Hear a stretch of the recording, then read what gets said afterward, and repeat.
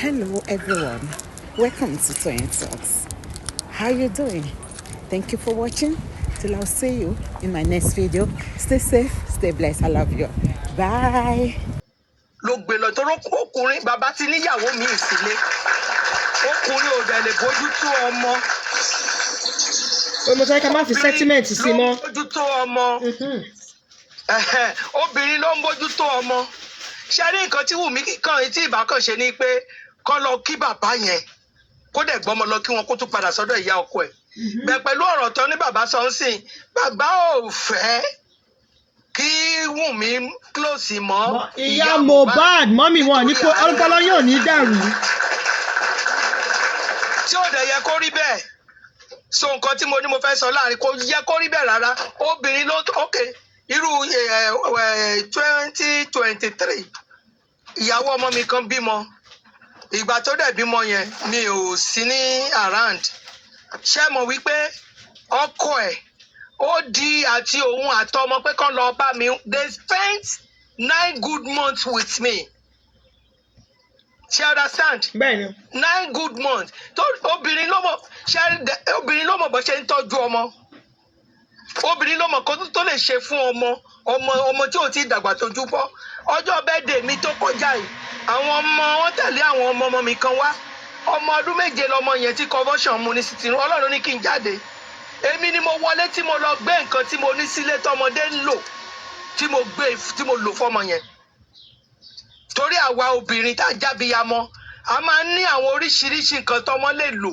in case of anything tó bá lè ṣẹlẹ̀ unexpected ẹjọ́ bó ni bàbá fẹ́ sá sí lórí Liam tí ó bá sí lọ́dọ̀ obìnrin ó tó bá di kànrán gidá tí nǹkan bá bọ́mọdé obìnrin á tọ̀ sí ọmọ yẹn lórí á fún un mu kò ń ṣètò ọkùnrin náà ń lò fún o so bàbá ò yẹ kó bínú bẹ́ẹ̀ yẹn náà pé kò gbọ́mọ wá sọ́dọ̀ òun ó kàn lè ní ó lè bínú pé kò wá gbé kí òun tó bá yẹ pé kò wá gbé kí òun sìn ìyẹn àárín yẹn sọ ṣùgbọ́n kò gbé lọ sọ́dọ̀ bàbá yẹn no èmi ò support pé kéèyàn lọ gbé ọmọ ìkókó Liam was 5 months nígbà tí bàbá ẹ̀ dákẹ́ kó wá lọ gbọ́mọ ìkókó kó lọ gbé jòkó tí ọkùnrin tó jẹ́ pé ilé orogún wà lọ́dọ̀ ẹ̀ orogún tó lè fọ́mọ ní ipo mu àwọn orogún onílara òfowó nígbà tí ìyá tó bí ọmọ gangan wà láyé. tó wà láyé ká níyà Mohbad ti kú sí then she has right to go there bóyá Mohbad wà láyé ẹ jẹ́ ká sọ tòótọ́ ọ̀rọ̀ obìnrin ní gbogbo wa. nítorí yẹn omi ò dá lẹ́bi abiyamọ ni wá Mohbad for that mi ò dá lẹ́bi for that so ẹ máa play ẹ lọ.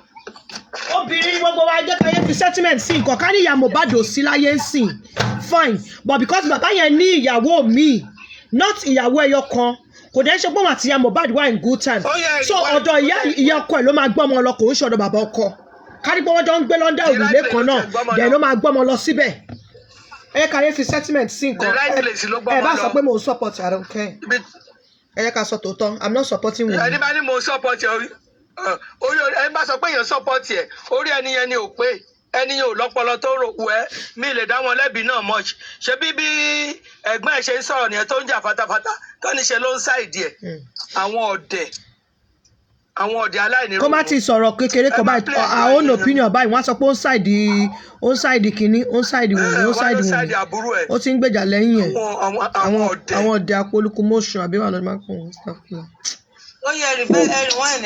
made me like my low self-esteem to be very, very low because I no longer have the audacity to at least speak on things that really matters. Yeah. So I think that is one thing that has been causing the whole issue. The fact that Liam is in the picture. Yeah. But this is his grandchild. It sounds strange to me also. It don't sound weird to say it. But, I'm left with no choice. I just have to say it as it is. Yeah. Because it has really gotten to a point that either I speak up or I die in silence. So I feel like me speaking up will be the right thing for me at this point. Yeah. Your mother-in-law, what does she think about all of you? My mother-in-law is, she's a good mother. She has tried. I'm not going to lie. She has really tried her best. And I feel like she cannot do more than what she has done. She's been there for my baby. Right. Like she loved Liam so much. And she has been trying to, bring the two parties together, but it's not working. He's not listening. Yeah, it's not. My father-in-law is not even listening. So the whole thing is making my head want to explode. It sounds weird. It sounds so weird. Yeah. And you say people have been attacking you, on social media. And you say it's affecting your esteem. Yeah. What are the things that people have been saying to you? After the death of my husband, my father-in-law has been out there defaming me, saying different things. Like he has even, in one way or the other, linked the paternity of Liam to the death of my husband. He has like one way or the other linked the paternity of Liam to the death of my husband. How so?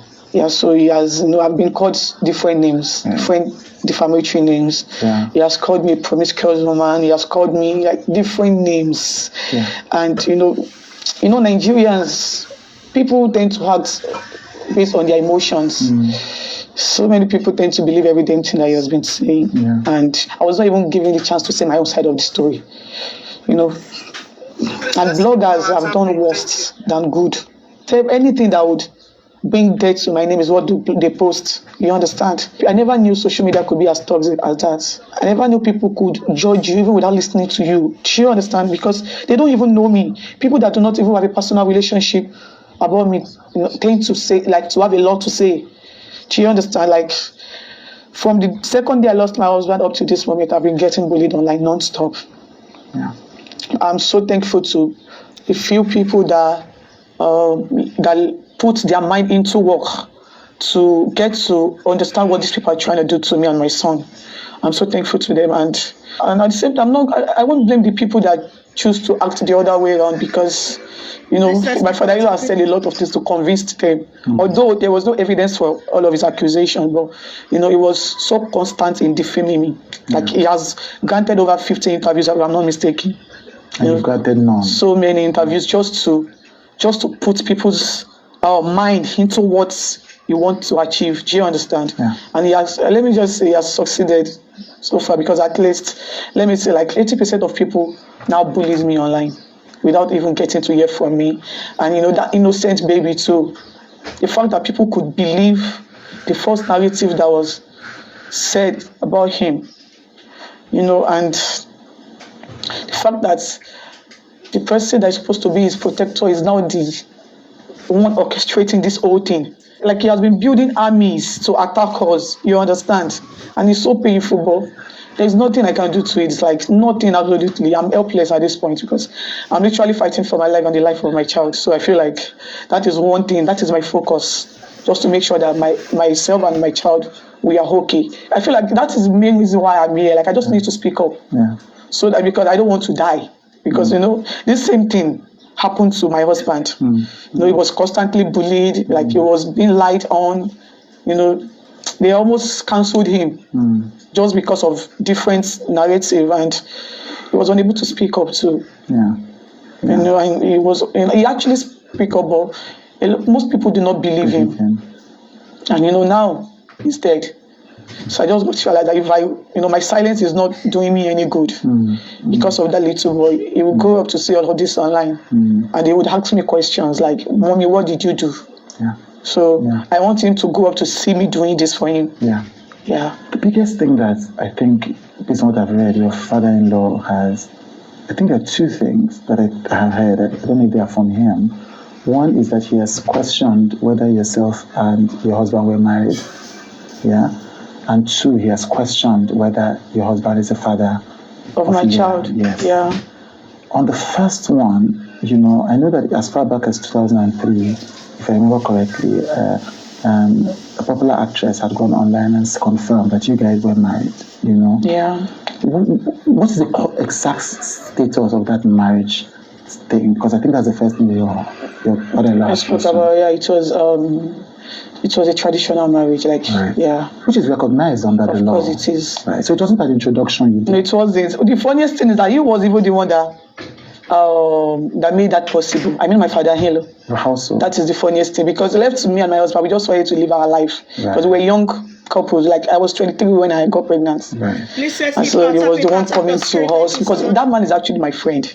Like we were literally close. Yes, I've seen some text messages. We were very close. Like he's like a father to me. That is one thing that the media did not get to know. He's like he was my friend in that marriage. So he was even the one that came to me to tell me that, you know, I'm like, now that I'm pregnant, that we need to get things done. That if I was to be his daughter, he would never allow me to. Mommy, but traditional marriage is upon she show I recognize ma. Ẹ̀yin ìyá mi ó yá. Bẹ́ẹ̀ni. Wọ́n ló wà lẹ́kọ̀ọ́. Ṣé rí nǹkan tí Bíbélì?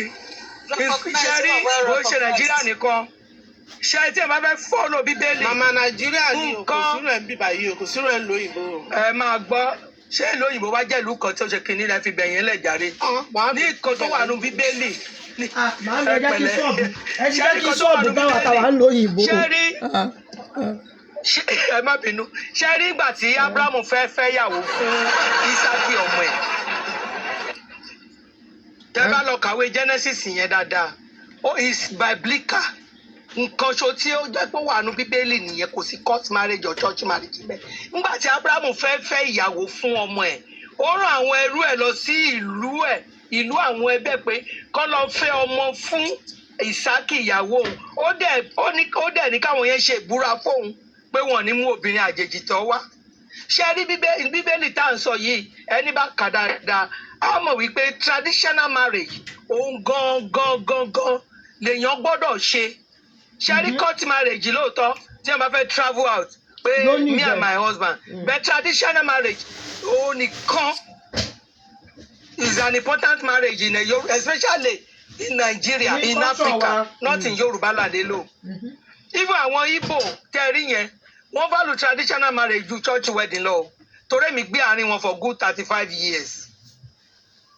Wọ́n value traditional marriage gan ju church or court wedding lọ. Ẹlòmíì ìgbà tó bá ṣẹ̀fẹ̀ travel out nínú wọn, lọ́sẹ̀ máa lọ wá mọ́ṣẹ́ máa lọ gba certificate kan ní registry. So ṣe rí traditional marriage is well recognized in African country. So kò ń ṣe marriage irọ́. Okay, thank you ma. Ta ló tún ní ọ̀rọ̀ sí opinion sí? Yes ma. Since marriage, traditional marriage, since tó ti jẹ́ pé normal bó ṣe yẹ kó ní tó wà nínú ọ̀rọ̀ Ọlọ́run ìkíní àti kejì yẹn, òun ni pé tí bàbá ọkọ ìyá ọkọ, bàbá ìyàwó àti ìyàwó tán ti wà pálọ̀ táwọn ẹbí méjì from ìdílé ọkọ ẹbí méjì nídìílé ìyàwó tó bá ti ríra wọn tó ti mọ́ra wọn so traditional marriage is well recognized and it's the most important ohun tó wà ṣẹ́rí yòókù akàn ṣe kínní ni akàn náwó ni. sọ nǹkan kan ẹgbẹ́ wábìrin ṣe rí gbogbo ọ̀rọ̀ tó ṣẹlẹ̀ láti ètò ṣẹ̀ láti bẹ̀rẹ̀ títí tọ́rọ̀ yẹn fi dì sí tó bá jẹ́ pé Wùnmí ó ti kò close mọ́ ìyá Mohbad bọ́ yẹn sọ lẹ́ẹ̀kan ó wá jẹ́ bàbá nìkan nígbà tọ́rọ̀ yẹn ṣẹlẹ̀ ló close mọ́ wọ́n jọ ń lọ wọ́n jọ ń bọ̀ wọ́n jọ ń jẹ gbogbo nǹkan tó wà ńlẹ̀ wọ́n jọ mọ̀ wọ́n jọ ṣe gbogbo ẹ̀ ní tó wà ńlẹ̀ yìí kò ní dé tó léyìí kò ní tó léyìí gbogbo nǹkan tá à ń fà látijọ́ yìí kò ní tó eléyìí. Mọ́mí Fímì ẹ ti understand opinion mo yẹ ẹgbà kẹ́ tó continue ẹgbà. Ẹ ti understand nǹkan tí mo ṣe ń bínú lẹ́ẹ̀kan ó yá ẹgbà mo tún fún yín. Gbogbo wa látàǹfà ò lè sí ká ṣọ́bà ìdánibọ̀dì máa dá sí. Àṣírí kan mo sọ fún yín yẹn lẹ́nu nítorí pé Wùnmí nǹkan tó rí bàbá ló ní wípé ó súnmọ́ ìyá Mohbad ó tán tó bá jẹ́ pé bàbá yẹn jẹ́ aládàáni kan jẹ́. ó sì mọ́ bàbá nígbà tí gbogbo ọ̀rọ̀ yẹn ṣẹlẹ̀ tó ń lọ tó ń bọ̀ bàbá ẹgbẹ́ Liam dádì ẹ̀yìn lẹ́nu Liam dádì ẹ̀yìn lẹ́sẹ̀ akó máa ṣe pẹ́pẹ́ fúrú fún wọn kó gbé rẹ̀ lọ sílẹ̀ fún bàbá yẹn bó ṣe máa ṣe tẹ́lẹ̀ tí bàbá yẹn tó wà bàbá yẹn ti dán ṣe pẹ́pẹ́ fúrú wàláì gbogbo àti lágbájá yẹnu ni o tẹ̀mẹ̀dọ́ yẹnu ni o. àti Mohbad ti pẹ́ náà àti máa sin Mohbad ti pẹ́. kò lè sí ìfúnkọ́ ya Mohbad gan bàbá ló máa gba owó lọ́wọ́ Wùnmí fún ya Mohbad ihun tó bá wù wọ́n náà máa fún ya Mohbad pé kó gbà kó jẹ wà tó ẹ kó rí bẹ́ẹ̀ ni gbogbo subject to bully gbogbo nǹkan tó ṣe fún ya Mohbad yẹn gan kò ní rí bẹ́ẹ̀ lẹ́nu ó ti rí bẹ́ẹ̀ ní solution. ìyá Mohbad máa rí bẹ́ẹ̀ o nǹkan tí a bá fẹ́ ni pé kóun àti Wùnmí pawọ́ pọ̀ lérí ìyá Mohbad ni o. kíyà Mohbad má jẹ kankan because kò sí ní picture. wọn fẹ́ kí ìyá Mohbad rí nǹkan kan jẹ ni o. èèyàn tèmi yé mi. a ní pé kó jẹ́ nǹkan tó bá wù bàbá lọ́kàn. èèyàn tèmi yé mi ẹ jẹ́ sáré gbé yín bọ́lẹ̀ beat ẹ sókè beat ẹ jẹ́ gbé yín sókè beat mọ́mí Fọlábẹ́ fẹ́ sáré make submission wọn kì í pẹ́ lókè wọn kì í pẹ́ nsàlẹ̀ wọn ń pẹ́ nsàlẹ̀ wọn máa pẹ́ lókè lágbára náà. èmi mọ́mí ọ̀rẹ́ ògbólúwa èmi ẹlẹ́ bọ́ọ̀sì. ó èèyàn tèmi yé mi sí wọ́n ti lọ sókè ẹ jẹ́ gbé mọ́mí. ìyá ọ̀rọ̀ bò tí ì sọ̀rọ̀ o. ìyá ọ̀rọ̀ bá wà ń bíṣẹ́ màá gbé wọn sókè padà. àwọn èmi ṣàwálà sí ibi iṣẹ́. ó yá mọ́mí fíìmù ẹ̀ máa make submission yìí lọ kí mọ́mí Fọlá tó sọ̀rọ̀ mọ́mí fíìmù. Mọ́mí ọ̀rẹ́ ògo mo kí everybody. wọ́n sọ̀kọ́ tó fẹ́ sọ. ok wọ́n ń pẹ́ mo ní question fún mọ́mí fíìmù ni. yes ma.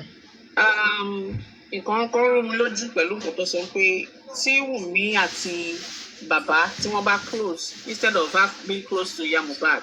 I'm not saying she should not be close to her mother-in-law again, or neither to Baba Mohbad. But when you're talking like, okay, we need to be close, are you saying,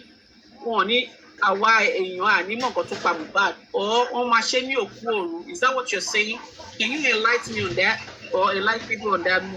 Ní débi tó dé yìí ni mo mean fún gbogbo wàhálà tó ṣẹlẹ̀ kò ní débẹ̀. Even there is they are looking for justice kò lè débi tó yẹ pé dragging máa wà lọ́tún dragging máa wà lọ́sì.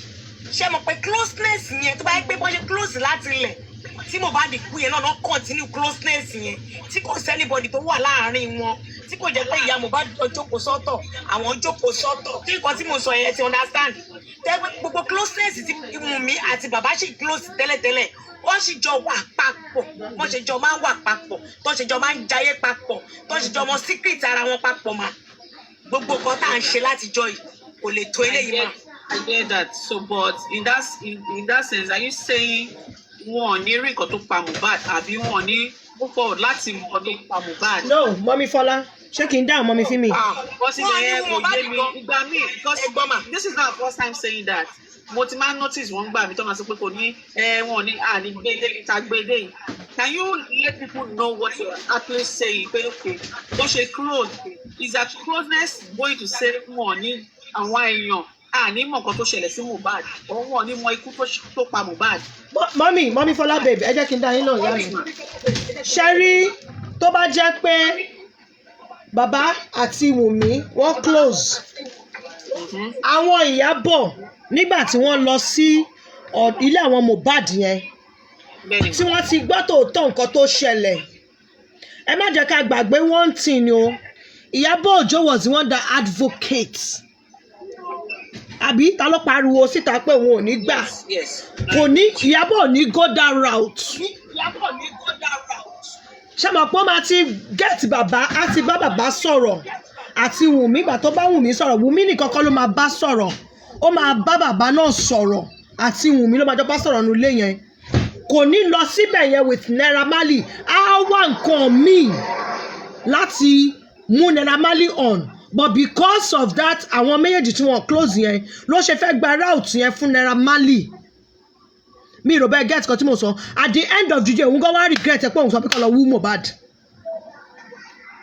because ó rí i pé kò sí ọwọ́ ẹni tó ń rò pé ó wà ń bẹ̀ kò padà sí ọwọ́ ẹ̀ ń bẹ̀ ó dà pé ẹ̀ mọ̀ bí nǹkan ṣe ń lọ kí lóde tó fi sọ pé òun step down ẹ má yẹ ká sọ̀rọ̀ jù bẹ́ẹ̀ lọ ẹ má wọrí ẹ já máa sọ. ẹ máa pílẹ̀ lọ. Sister Fọlá ṣe rí pé tó wáyé gbígbà tí kí lórúkọ ẹ ti wá Ìyábọ̀ ti wá yẹn tó bá jẹ́ pé Wùmí àti bàbá wà close dáadáa ni wọ́n ṣe close tẹ́lẹ̀ wàláhì wọn ò ní wú Mohbad wọn ò ní lọ wú padà pé kán wá béèrè pé kíní kan ló pa wọ́n ti máa jọ ṣẹ̀mọ̀ wọ́n máa ń interview bàbá wọ́n máa ń interview ìyàwó àwọn méjì ti jọ wà ń bẹ̀ closeness yẹn máa wà ń bẹ̀ gbogbo kíní yẹn máa die down síbẹ̀ ni. ṣé mo pé nínú ọ̀rọ̀ yìí sìn ẹ má bínú ṣé mo pé ẹ tún sọ kankan ní pé I'm just laughing ní pé wọn ò ní wú okay torí pé Ìyábọ̀ wọnú àbí kò wọnú okay fine Ìyábọ̀ ti wọnú ẹ̀ and ó ti she blamed herself like okay òun tó ẹ pé òun mọ̀ ni òun ò ní wọnú kíní kankan she know what she's doing all of them know what they're doing I'm not supporting Wunmi or neither Baba but èmi náà support Wunmi ni mi ò support Wunmi náà Ìyábọ̀ wọ bẹ̀ wọn ní wú mo mọ̀ pé support no I'm not saying ẹ support abẹ́ ẹ support again but ẹ tún sọ náà ọ̀rọ̀ yín sìn pé tó yẹ pé Ìyábọ̀ ò wá ni wọn ò ní wú. ó yẹ kè ẹ jẹ́ kí n la nǹkan tí mo fẹ́ sọ ẹ jẹ́ kí n fẹ́ kọ́ la gbogbo ẹ̀ mọ́lẹ̀ ká fún gbogbo ẹ̀ lójú pọ̀. ṣe rí nǹkan tó mú Ìyábọ̀ Òjó ẹ ó dàn mà ṣe ẹ mọ nǹkan tó mú Ìyábọ̀ Òjó ti mọ nǹkan tó ṣẹlẹ̀ right but nǹkan tó wá ṣe wọ́n ni pé ṣe mọ̀ pé video bully out there ó wà pẹ̀lú Mohbad pé tóun bá kú àwọn Malians ni but actually sọ níbi fídíò kan tó ṣe live ó dà pé over 12 something ló ń wò nígbà yẹn èrò pọ̀ tó wò live yẹn lọ́jọ́ yẹn lọ́hùn tó sọ pé wo Cynthia náà wà lára wọn o she was among them o tó ń hide ojú ẹ̀ tí Cynthia hide ojú ẹ̀ but Ìyábọ̀ ò lọ sí gbogbo bẹ̀ yẹn nǹkan tó fi wò pé ok nígbà tọ́rọ̀ ti rí báyìí tóun ti òun ò kọ́kọ́ mọ̀ gbà tóun ò mọ̀ tó tán òun sọ pé òun ò ní gbà ẹ tó pa Mohbad kíníkan tó dé black bonnet but because òun ti wọ pé kè jẹ́ kó òun pin on Naira Marley because Naira Marley bully wà níbẹ̀ yẹn how dẹ̀ fún Naira Marley chances láti gbẹ̀san lọ́wọ́ Naira Marley lélẹ̀ jẹ́ kí òun lò àwọn ọmọ Nàìjíríà tó ní go down wọn mọ̀ pé àwọn èèyàn máa go deeper wọ́n máa go far tó máa mọ̀ kó máa go far ni wọ́n ní jẹ́ òun ti wọ pé yes òun ti wọ pé kóun sáré pariwo Naira Marley síta kọ́dẹ̀ cancel Naira Marley bó sọ pé cancel Naira Marley ṣé rántí pé ìjọ tí Ìyábọ̀ ṣe interview yẹn pé cancel Naira Marley Oríyọmí Hamzat ló kọ́kọ́ gbé lórí radio station ẹ̀ wọ́n ṣe Kọ́kọ́rọ́ Alátẹ lọ́jọ́ yẹn lọ́hùn ṣe mọ̀ pé Kọ́kọ́rọ́ Alátẹ dẹ̀ Oríyọmí máa ń ní over 10,000 k views ní show yẹn ló ti sọ pé from today wọn gbọ́dọ̀ play ní radio station ti tòun o wọn gbọ́dọ̀ play Naira Marley song any of Naira Marley song àwọn band ní radio station wọn ti tọ́ bá rí justice fún Mohbad bó ṣe mọ̀ pé nǹkan tí Ìyábọ̀ Òjó sọ lálẹ́ ọjọ́ yẹn ló mú bàbá yẹn náà jáde sọ nǹkan yẹn lórí show ẹ̀ nígbà tó bẹ̀rẹ̀ show ní ṣé 8 o'clock or something like that ni Oríyọmí fi sọ̀rọ̀ yẹn lọ́jọ́ yẹn bóríyọmí dẹ̀ ṣe sọ́tọ̀ àwọn ẹlòmíín náà tó ní radio station ìjọ kejì làwọn yẹn náà sọ pé cancel Naira Marley ṣe mọ̀ pé orí show Oríyọmí náà kọ́kọ́ cancel ẹ̀ ní ọjọ́ tó Oríyọmí ṣe show yẹn pé cancel Naira Marley which is on Wednesday tó Oríyọmí ṣe Kọ́kọ́rọ́ Thursday is it Wednesday or Friday tó Oríyọmí ṣe Kọ́kọ́rọ́ Alátẹ mo ṣàrántí tí pé bẹ́ẹ̀ ni látàgbà tí Ìyábọ̀ Òjó lo black bonnet olórí burúkú tó máa ń lò ká gbogbo títí yẹn ó ti yẹyin so òun fẹ́ gba ẹ̀san bọ̀gbà tí Ìyábọ̀ Òjó rí pé kinní yẹn ò lọ ok jẹ́ kí n push narrative then continue and push narrative ó sọ fún wa pé Naira Marley fún ọmọ òun ní gbómu ṣàbọ̀ pé bẹ́ẹ̀ làwọn èèyàn ṣiṣẹ́ wá bínú again so ká ní pé Wùmí àti bàbá close ṣe mọ̀ pé tí wọ́n sọ pé àwọn bẹ bàbá tó tojú kẹ́ sọ pé ọ̀pọ̀ báwọn ṣe bá bàbá yẹn tó bàbá yẹn ò padà gbọ́ ká ní pé bàbá yẹn àti Wùmí close láti ilẹ̀ bọ́n ṣe wá bẹ ya Mohbad níbi tí ya Mohbad jókòó sí yẹn wọ́n máa bẹ bàbá yẹn náà bẹ́ẹ̀ bàbá yẹn máa ṣe kíni ó máa die down kò ṣe pé wọn ò ní gba justice fún Mohbad o but owó ẹ̀tọ́ máa fi gba justice fún Mohbad máa yàtọ̀ kò ní rí báyìí àtàyọ̀yàn báyìí. so àwọn àṣírí tẹ̀sẹ̀ bá fẹ́ máa gbọ́n sìn because ṣé láti gbọ́ ọmọ yẹn náà sọ pé tóun bá sọ àwọn kankan pa bàbá